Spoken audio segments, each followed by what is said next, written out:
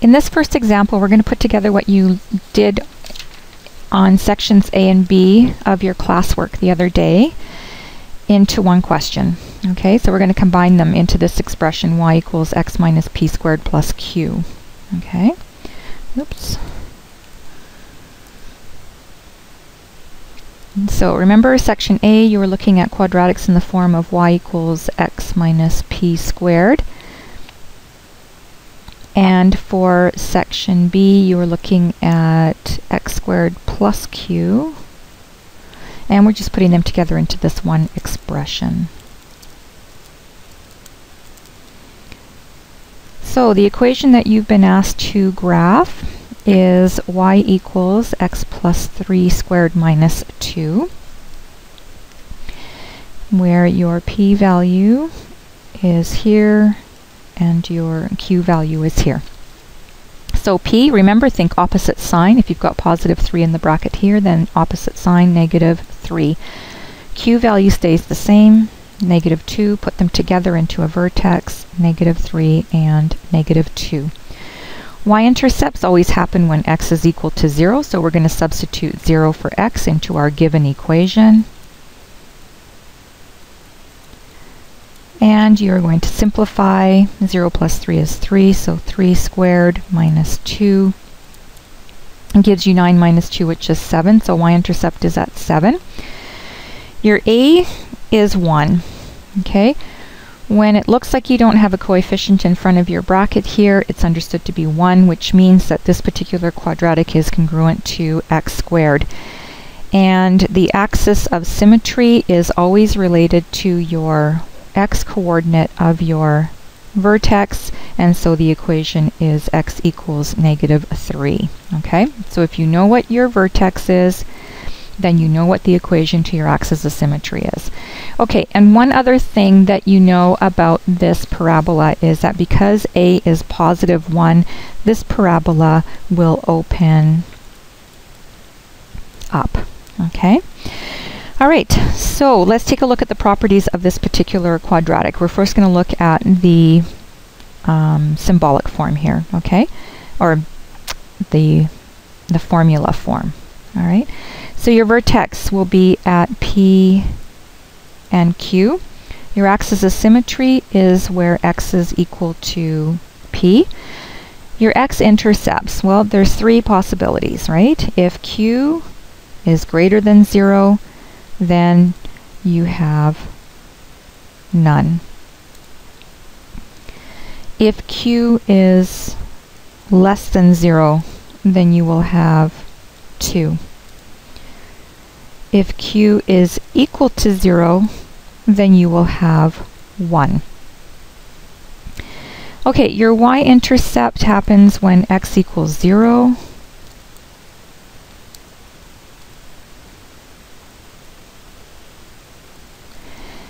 Your domain will be all real numbers, so you can just write it as from, oops, let's write round brackets, from infinity to infinity.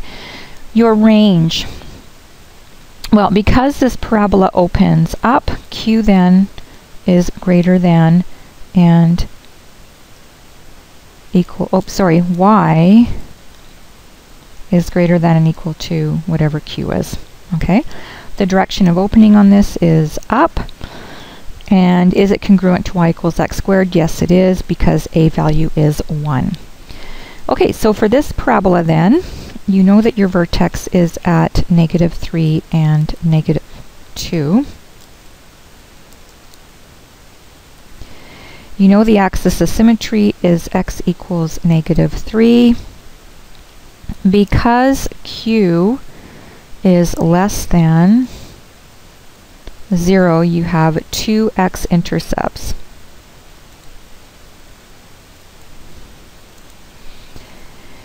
Your y-intercept is 7. Your domain will be all real numbers. Your range is that y is greater than or equal to your q value, which is negative 2. Okay, so if you know what q is, then you know what your range is. Okay? And this parabola does open up, and yes, it is congruent to y equals x squared. All right, so we're going to graph this now. So we will start by graphing the vertex, and it is at -3 and -2 right here. Okay. We have an axis of symmetry that is at x equals -3. It goes right through the center of the vertex, and we always draw it in as a dotted line. We always label it with an equation. Now, this particular parabola is congruent to y equals x squared. So from the vertex, I'm going to move 1 to the right, and then I'm going to square the 1. 1 squared is 1, so I have a point right here. So I go 1 to the right, square the 1, and I go, which I get 1, and I go up 1. A second point, I will go 2 to the right this time. I will square the 2 and get 4, so I will go up 4. And I'll do one more point. 3 to the right, square the 3, you get 9, go up 9. 1, 2, 3, 4, 5, 6, 7, 8, 9. Now we can do the same thing on the left of the vertex. 1 to the left, square it, you get 1, go up 1.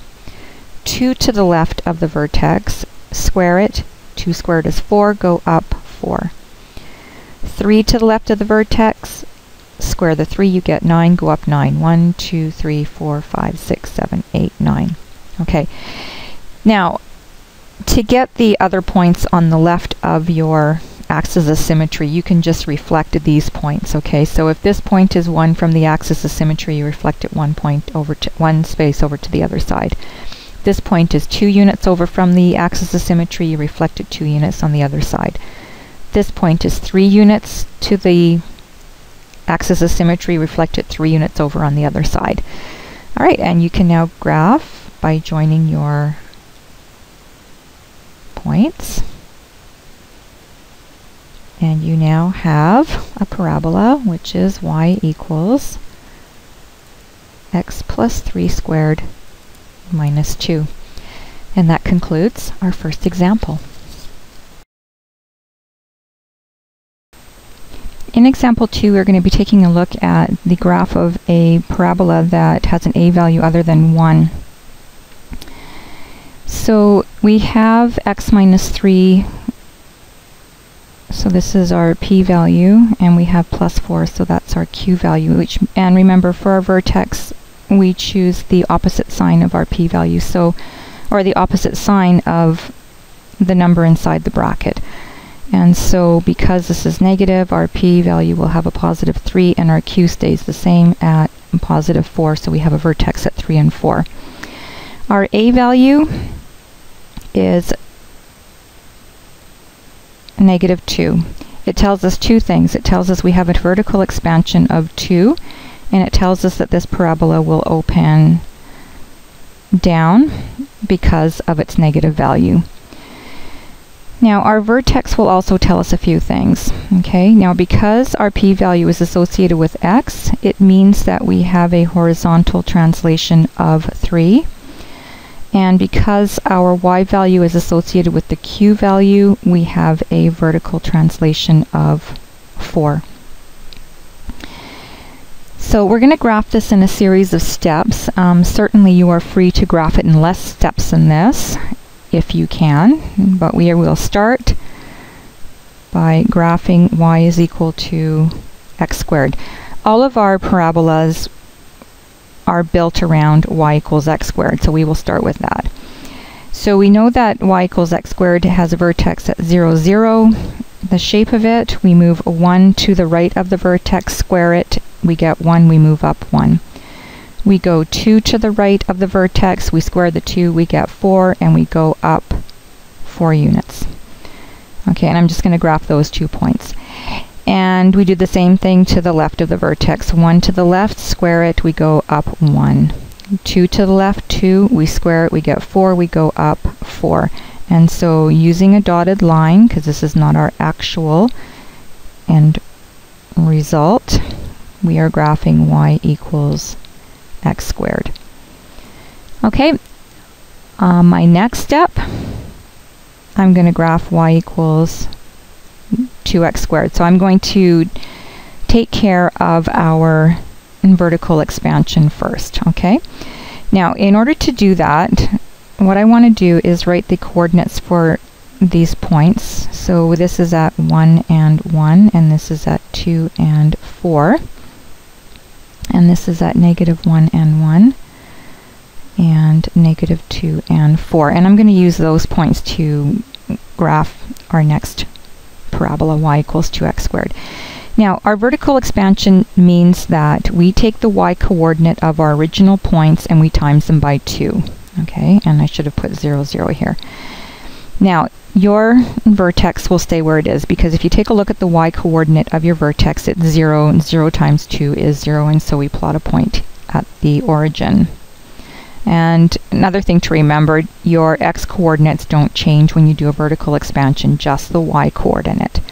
And so we go to the next point, our y coordinate is 1, 1 times 2 is 2, and so our new point is going to be where x is 1 and y is 2.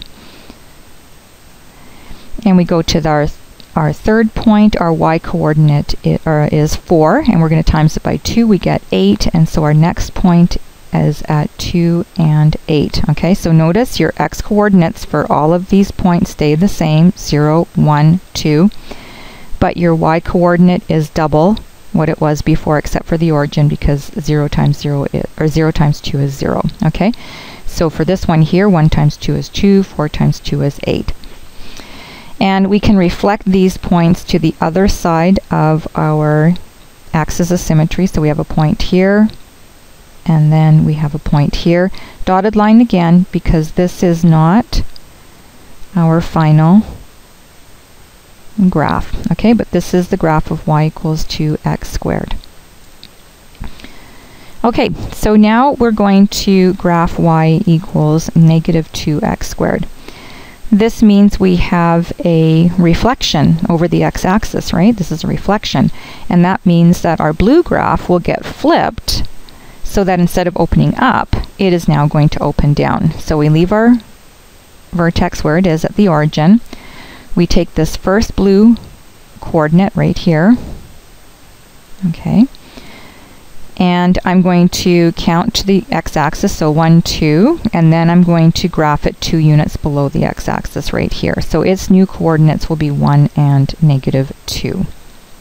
Okay, and then we will reflect this point, count how many units it is away from the x-axis, 1, 2, 3, 4, 5, 6, 7, 8, and we're going to graph it 8 below, 1, 2, 3, 4, 5, 6, 7, 8, and so we have a point at 2 and -8. Okay, we will take these points and reflect them over the x-axis, and we will use a dotted line again because this is not our final graph, and so this is y equals -2x squared. Okay, and now we are going to shift the whole graph 3 units to the right and 4 units up, because we are now going to graph y equals -2 times x minus 3 squared plus 4. Okay?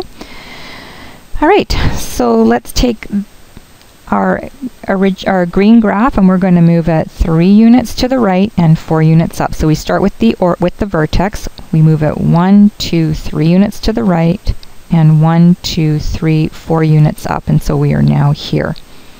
Okay, and our vertex should be at 3 and 4.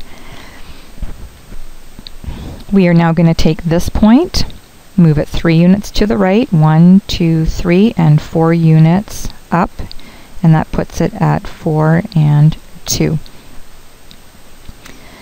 Okay, and another way you can do this, you can take your x-coordinate and add 3. 1 plus 3 is 4. There's your new x-coordinate. And you can go take your y-coordinate, -2, add the 4 to that. -2 plus 4 is 2. There's your new y-coordinate. Okay, let's take this one. We move it 1, 2, 3 to the right. 1, 2, 3, 4 up. Okay, and its new coordinates are 2 plus 3 is 5, and negative 8 plus 4 is negative 4. Okay, let's go to this point, and we'll move it 3 to the right. 1, 2, 3, 4 units up. That puts it right here. Its new coordinates are at 2 and 2. And we take this one here, and we move it 3 to the right, 4 up, and we are now at 1 and negative 4. And because this is our final graph, we will use a solid line. Okay, and this is y equals negative 2 times x minus 3 squared plus 4. Okay, and one other thing that we know about this graph, it has an axis of symmetry. Okay, where x is equal to 3. All right, remember the x coordinate of your axis of symmetry matches the x coordinate of your vertex. Okay, and let's also include a domain. Our domain, of course, will be all real numbers. And our range, because it opens down, y will be less than and equal to our y coordinate, which is 4. Okay, and there you go. Oh, and I guess if I'd be more specific, I should write this in set notation.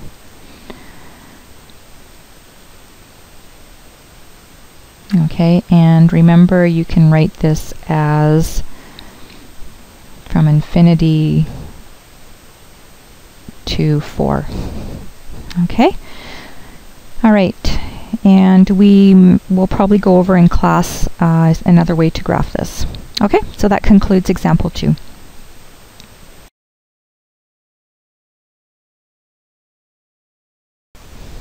In example 3, we are going to determine the equation of a quadratic using its graph. And we'll start with the blue one. And its vertex is at negative 2 and 4. So that's important information, because it tells us that P is equal to negative 2 and Q is equal to 4. Now we're going to use the graph to determine the value for A, and the way we're going to get it is we're going to go vertical number of units over the horizontal number of units squared. In a way, it's like slope, where you have rise over run, but in this case rise over run squared, because our run we have to square it. And why is that? Because we're working with quadratics where x is squared. Okay, so I'm going to draw in the axis of symmetry. And you need to be able to find a point on the graph that's an exact point, okay? And I'm going to go to the right of my axis of symmetry, and the first point that I know is exact, that I'll have actual whole number coordinates for, is this one here, okay? And then what I do is I'm going to draw a horizontal line through that. So what I'm concerned with is, what are my vertical number of units going from the vertex up to my horizontal line? Okay, and as you can see, it's 3. And then I'm going to go over the horizontal number of units squared. Now, what I mean by that is I go from the axis of symmetry, and I go to the point that I've identified, and I go, okay, well, it's 1 unit over from the axis of symmetry. Okay, so this point that I have highlighted in yellow is 1 unit from the axis of symmetry. So that's why what I mean by the horizontal number of units squared. And so I go 1 squared, and that gives me 3 over 1. And so my A value is 3. And now I have everything that I need in order to write my equation. Okay, I know that P is negative 2, Q is 4, and A is 3. And so I'm going to substitute those values into this formula. So I'm going to go y equals, in place of A, I'm going to put 3, x minus my P value, which is negative 2 squared, plus 4, which is my Q value. And whenever you minus a negative number, you get plus. I'm going to simplify this by writing y equals 3 times x plus 2 squared plus 4. And there is your equation to the blue graph. Okay, so I'm going to run through the red one next. What I would recommend to you is that you pause the video, you try it on your own, and then when you have finished, start up the video again and have a look to see how you did. Okay, so I'm going to start by writing in the vertex. The vertex is at 4 and negative 3. So I will write that here, which means that P is 4 and Q is negative 3. For my A value, I'm going to draw in an axis of symmetry. I'm going to identify a point that I know the exact coordinates for, which is right here. And then I'm going to draw my horizontal line through it. And so my vertical number of units from the vertex to my horizontal line is 2 over the number of units that my point that I've chosen is away from my axis of symmetry. Okay, so the horizontal number of units. So that would be 1, 2. And don't forget to square that, okay, because it's horizontal number of units squared. And the other thing that I want to keep in mind is that my parabola is opening down, so my A value is going to be negative. And so I'm going to get negative 2 over 4, which when I reduce it is negative 1 over 2. And should you reduce it? Yes, you should reduce it. All right, I'm going to plug everything into y equals a times x minus p squared plus q. Okay, so P, Q, and A. All right, so y equals negative 1 over 2, x minus 4. Don't have to worry about plugging in a negative number here. Squared plus negative 3, which is the same thing as minus 3. And here is your equation for the red graph. And this concludes example number 3.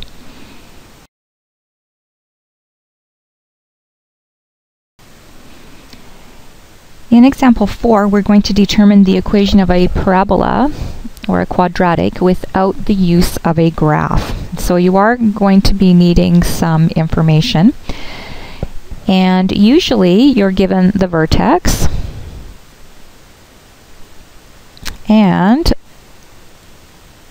one other point on the graph, okay? All right, and from this information, of course, we get a lot of other information that's pertinent to our equation. Okay, so the vertex, you know, is P and Q, okay? So you know from this that the value of P is negative 1 and the value of Q is 4. Now our other point is the y-intercept, which is at 2. If we write it as ordered pairs, it would be 0 and 2.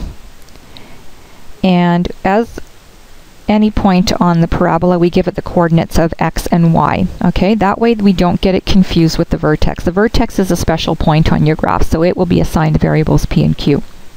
Any other point, you use the coordinates x and y. And so we know that x is equal to 0 and y is equal to 2. So our first step is to find A. And we will start with our general formula, y equals a times x minus p squared plus q. And we will start substituting, okay? In place of p, negative 1. In place of q, 4. In place of x, 0. In place of y, 2. Okay, so 2 in for y, We don't know what a is. 0 in for x, minus -1 for p, and 4 for q. Now we simplify what we can and solve for a. Now this becomes positive, right, because minus a negative number is plus. So 0 plus 1 is 1, so we have 1 squared. 1 squared is 1, so that means we just have 1a, or a. We want to isolate for a, so move the 4 over to the other side. It becomes negative, and you get that a is equal to -2. Okay, so we know we now have a parabola that opens down and has a vertical expansion of 2. And the last step is that we can write the equation.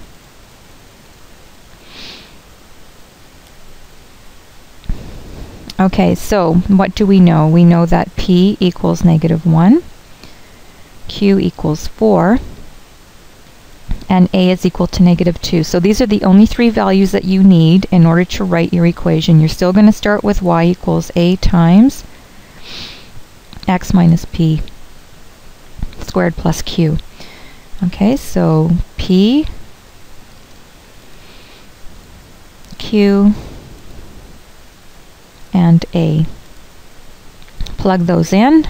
Y equals -2. X minus -1 becomes x plus 1 and plus 4. And here is your equation for a parabola that has a vertex at -1, 4 and a y-intercept at 2. And that concludes example 4.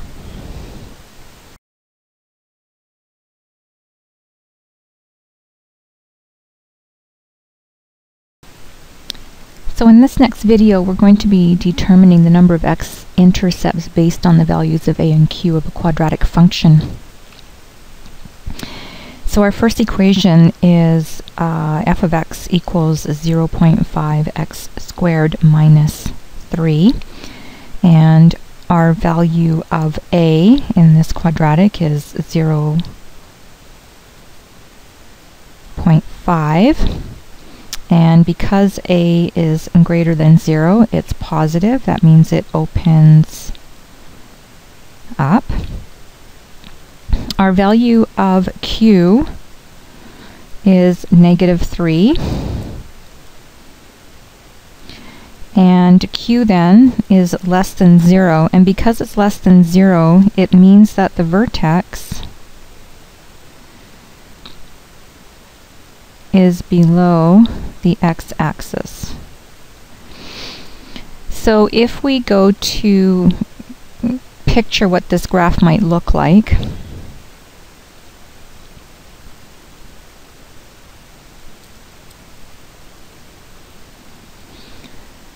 we're going to have a vertex which is below the x-axis, and in this particular one it will be on the y-axis because we don't have a p-value. So it'll be like this, and then we just sketch one that opens up. So as you can see, we have 2 x-intercepts. Alright, on our next example we have a equals 2, and because a is greater than 0, this parabola opens up, okay, because it's positive. We do not have a value for q, so q is equal to 0, and because q is equal to 0, our vertex is on the x-axis.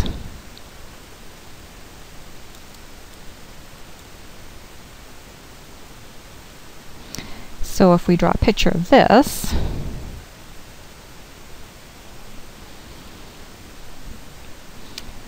then we have, and because p is positive 1, we have a parabola that would look something like this. Okay, where we have 1 x-intercept. Okay, on our last example,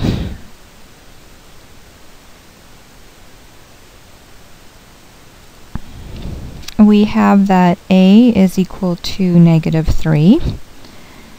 And that means a is less than 0, which means the parabola opens down.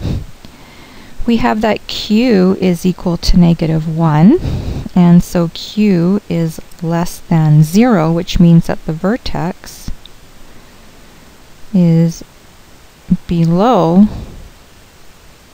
the x-axis. So if we go to picture this, here we have this parabola that's somewhere over here, and it opens down, right? Vertex is below the x-axis, parabola opens down. I'm going to put it in this quadrant because I can see that p is -2, which means I have a horizontal shift 2 units to the left. And so you can see that we have no x-intercepts. And so that concludes example 5.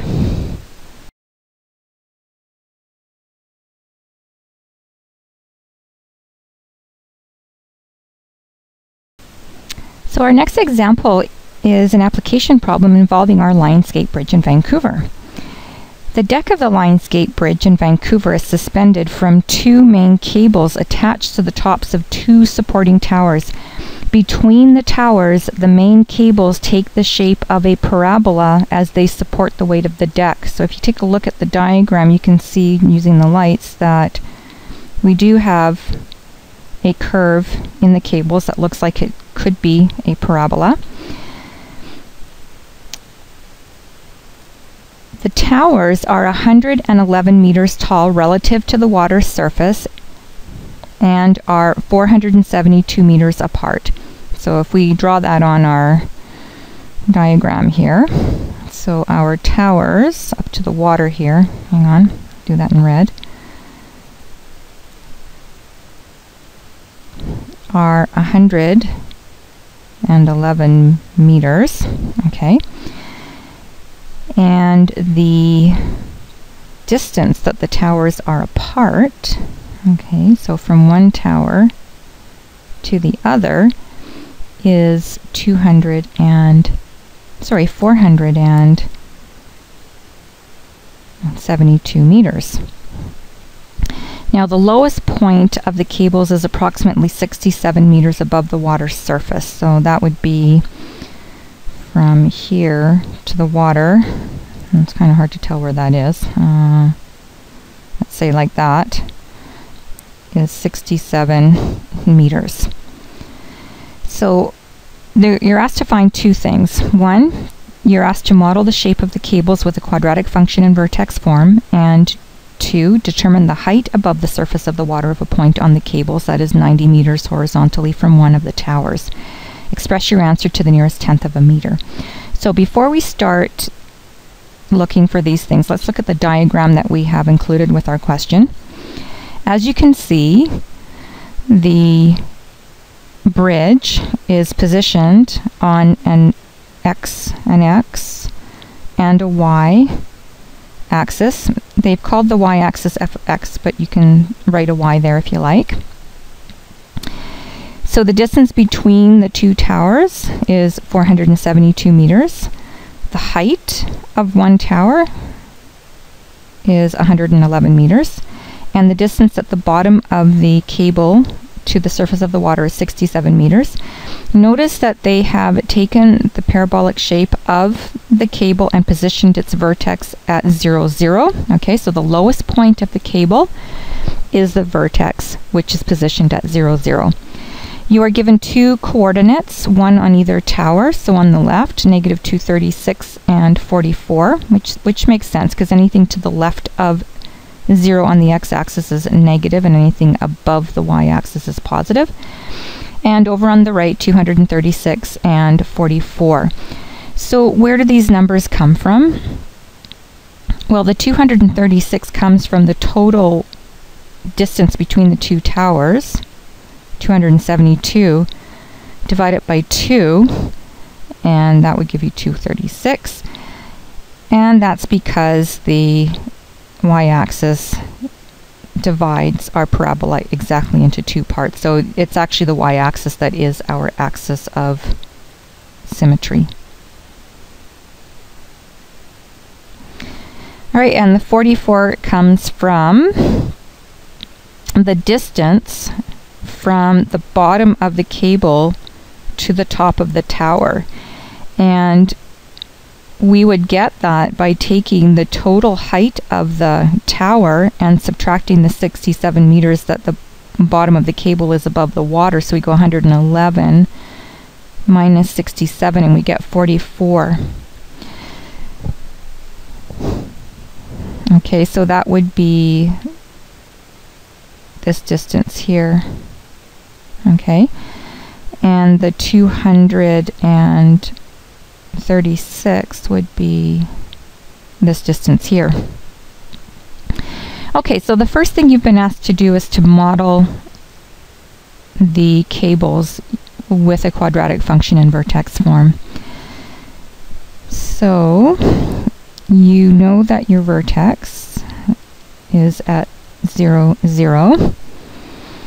You have one other point. You actually have two, but we're just going to work with the one on the left. We have a point on the diagram, which is negative 236 and 44. Okay, and recalling from our previous work, the vertex is always P and Q, and our second point will take on the values for X and Y. And so we know that P is 0, Q is 0, X is negative 236, and Y is 44.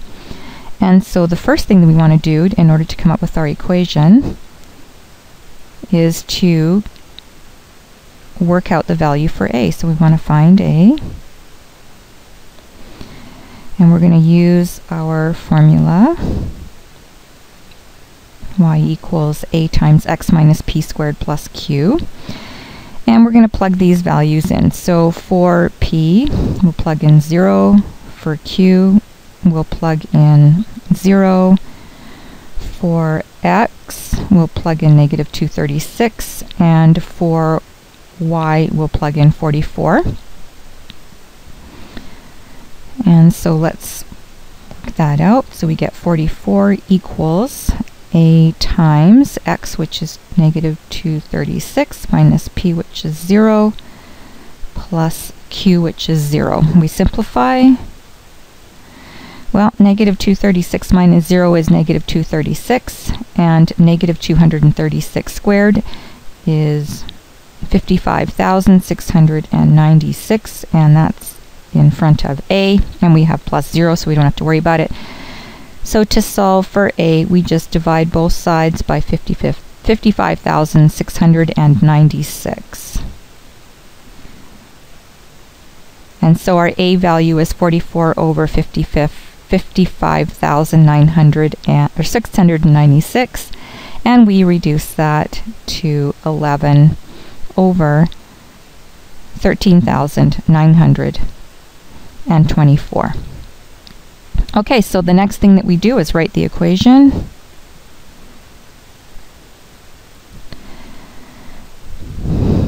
And we plug everything into y equals a times x minus p squared plus q. And so we're going to write this as a function, so we're going to replace y with f of x. A is 11 over 13,924. And because p is 0, I'm just going to have x minus 0, so that gives me x squared. And q is 0, so I don't have to put plus 0. So my equation is f of x equals 11 over 13,924 x squared. Okay, and so remember, when you're writing the equation, all you need to know is the value for P, the value for Q, and the value for A. You don't need to have any values for X and Y. Okay, now when you write an equation or a function like this, and it's based on a real life situation, you really should say what your variables are. So you're going to say where f of x is the height in meters, and where x is the vertical distance in meters. Okay, and our next question B is asking us to determine the height above the surface of the water of a point on the cables that is 90 meters horizontally from one of the towers, and express your answer to the nearest tenth of a meter. Okay, so we need a point 90 meters from the tower. Okay, so here's our tower. I'm going to draw a line here that's going to represent the 90 meters. So that's my 90 meters. Now, my coordinate in my formula of x is the distance, the horizontal distance from the y-axis.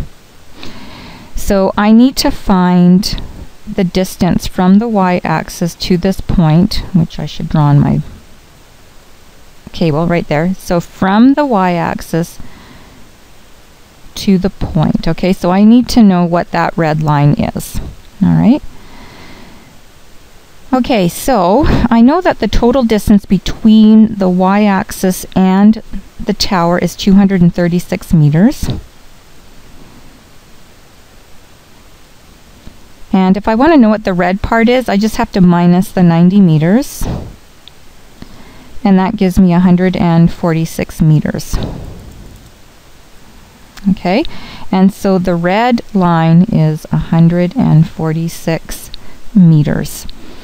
And now it's just a matter of plugging everything into our formula. So f of x is equal to 11 over 13924 x squared. And we're going to plug in that x is 146. So we want to find f of 146, which is equal to 11 over 13924 times 146x squared. So I'm going to first square the 146.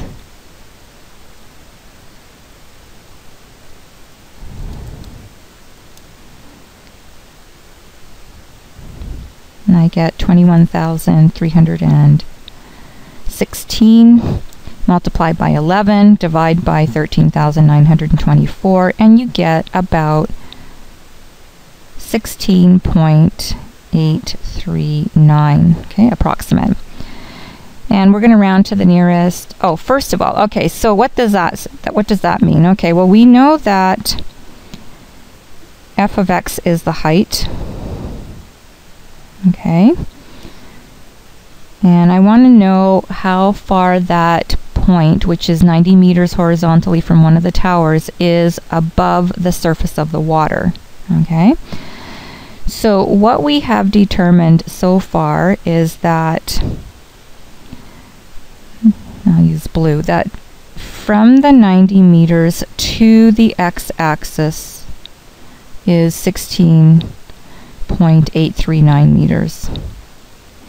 I want to know how far that point is from the surface of the water. Now I know that the lowest point of the cable is 67 meters above the surface of the water, and if you look at the diagram, that looks like along the x-axis to the water. So from here to here is 67 meters. So if I want to know how high this point is from the surface of the water, I'm going to add 67 meters and 16.839 meters. Okay, so the height above water is 67 plus 16.839, and that gives you 83.839.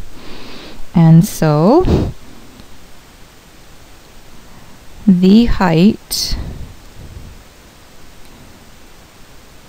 above the water, 90 meters horizontally from one of the towers